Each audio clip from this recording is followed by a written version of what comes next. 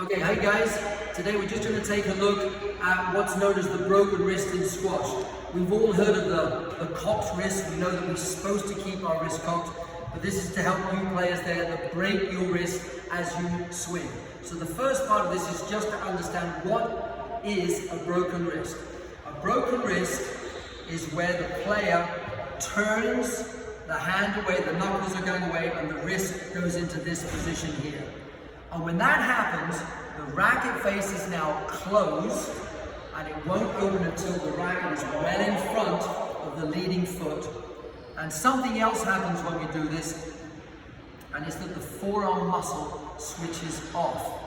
So when we have a cocked wrist, the racket face as it comes through will be slightly open, and as we come through, this wrist position, which is stronger than this spaghetti here, allows the forearm, you can actually feel the tension there, and this forearm rotates very quickly as we strike the ball.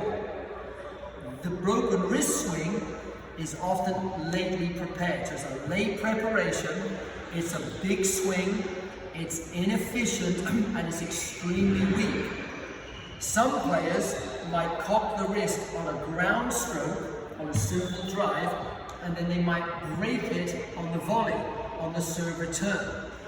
No matter when or where you break the wrist, it's not working as well for you as a cocked wrist. Especially if your opponent hits the ball hard, especially if it's high up here, and most especially when it's in the back left corner. Because in the back left corner, we're using a smaller swing, so it's going to be compact. We need to have this strong wrist because I'm going to need my forearm muscle more than any other in this corner.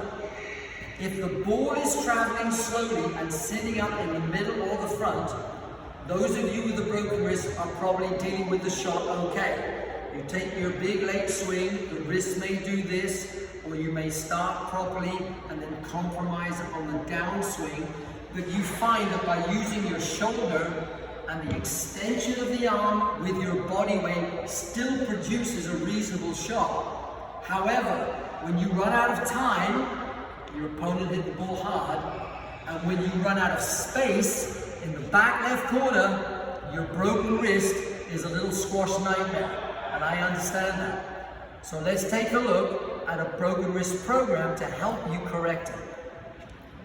Ball. One take.